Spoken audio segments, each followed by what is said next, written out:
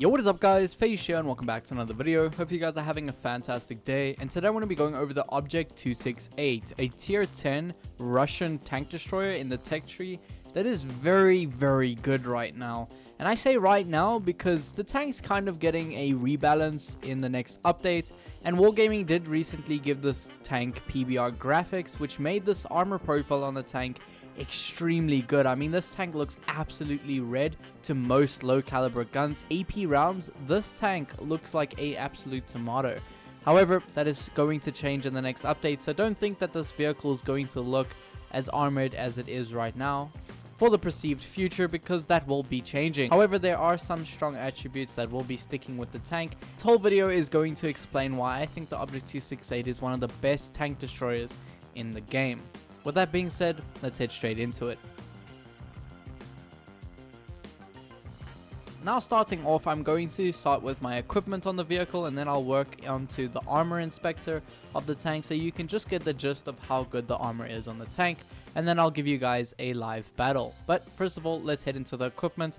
And first of all, I run gun rammer, and this is because the tank has absolutely good pen, regardless if you run calibrated or not. So in my opinion, there's not much point in running calibrated shells since you already have very good pen. I am running enhanced gun laying drive, which you can switch up to supercharger. However, I'll explain why I run enhanced gun laying drive instead and why I don't really run the supercharger. Really obvious, this tank has really good velocity as it is, and most of the time you're going to play this vehicle front line because of that fantastic armor and mobility. So there's not much points in running the supercharger because you're not really going to snipe in the vehicle, to be honest. I'm running a refined gun defense system on the second row, enhanced armor because, like I said, the tank has very good armor. And talking about equipment here, I didn't actually research the bottom two here. However, I am going to run the 30% increase to module repair speed. I am also going to run camouflage net, so you can also play that semi camouflage or sniping class. So if you want to play this vehicle in two different classes, I would suggest you to run camouflage net, supercharger, and then refined gun. And if you want to run it as a frontline type of vehicle, you can run enhanced gun laying drive with improved optics just to increase your view range. However, the armor will stay the same in my opinion. However, I'm always going to run camouflage net so that I'm a bit more versatile, where I can use that camouflage or concealment by staying still. I'm running an engine accelerator and high-end consumables. Pretty straightforward on the last two. Why don't we head into the armor of this vehicle? Now, moving on to Armour Inspector, as you can see, this is the OBJ-268's armor. And this is being shot at by the OBJ-777-2, which I recently did a review on it. So if you'd like to see that tank, the review on it, there'll be a link at the top right of your screen to go and view that. However, the OBJ-777 has pretty decent pen on its AP, not the best out there, but as you can see, the 268's armor is very thick. Its effective armor here is extremely thick, and on this lower glacius pod here, yeah, if you're facing your targets directly on, no one's gonna really pen this upper plate until they use maybe calibrated shells and you over angle a bit. Just like the IS-7, if you show too much of one plate, it is going to get absolutely buttered. However, the main weakness of this vehicle is these upper glacius parts here, right next besides the gun. There is this little troll area here, which is a bit of spaced armor, and it does bounce sometimes, but as you can see, it can 100% go through because it's only 195mm thick. The tank also has a hatch, so yeah, be wary of that. If you are face hugging someone and they can't pen your side cheeks, they can also pen that hatch. As well as this very lower plate here, it's very thin, only 210mm, and because it's so flat, it means that a lot of the times people are going to pen it no problem, and that is a very easy thing to pen.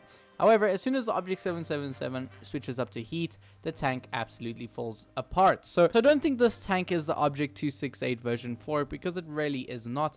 You don't really have that incredible armor. It's just a very troll armor. As you can see, if the tank is semi-sideways, you can get those upper plate pieces here extremely thick, and it means that people can bounce it very easily. Now, with the armor done and showcased, I think we should head into a live battle. Now, this vehicle is very good, not only because its armor is very troll, but because the gun really hits hard, it's accurate, it has a lot of pen, And this tank is very versatile because, like I said, it has that fantastic armor, which means you can play a tank destroyer that can somewhat play in front line. And also, you can snipe in this vehicle pretty well because the tank is pretty decently accurate. The tank also has a very, very good top speed, meaning that you can get to your frontline positions very fast if you need to.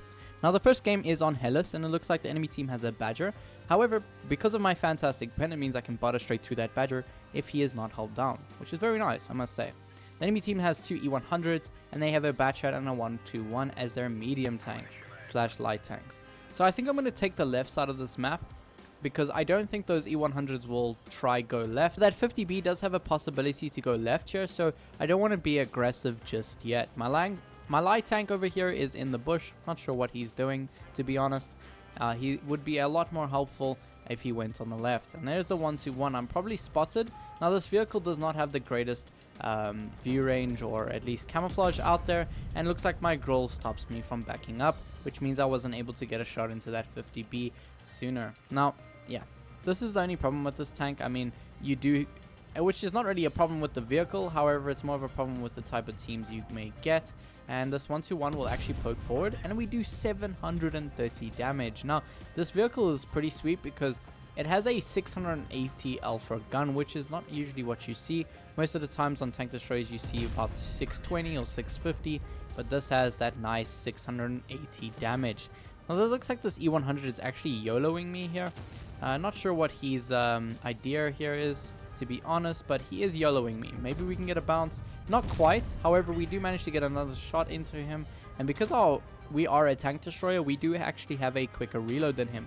He's playing very aggressive here. Not sure what his plan is. He's just absolutely YOLOing me in this gorilla here, and it means that he's going to get a... Okay, luckily he didn't shoot me there, but he shot my teammate in the grill.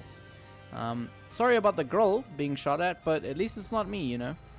Let's see if we can shoot this E100 maybe. Oh, that Badger's over there on the side as well. You know what? I don't want to go and just YOLO a Badger. Like, you know, that tank has absolutely fantastic DPM, and you don't really want to sit in front of a Badger, that is for sure. Now, having a look at the Badger's armor, if I switch up to heat, yes, it is a pretty decent angle on top, like as we are above that Badger. His armor is going to get a lot weaker, but like you saw, the armor on that Badger turns to paper when versing this tank. I'm hoping we can get a high explosive shot into him, but it looks like he turns away from me, and it means that I'm not able to get that shot out there. We should be able to maybe kill this guy if he doesn't kill this object, or at least if this object doesn't kill him. Maybe we can get a high explosive shot into him, only for 355 unfortunately, and it looks like the enemy team has a Batchat here on the left, being their only tank on the right here. So let's maybe get a shot into him. It looks like he might drop down on my right here, so I do want to just pull around the corner here and see if I can go and HE this guy. And we do manage to HE him on the move for 800 damage, which I'm very happy about, and we do manage to get a bounce from the Batchat. Like I said, the armor is fantastic against medium tanks and light tanks that don't really have that fantastic pen. I'm going to pull over here so I can kill him.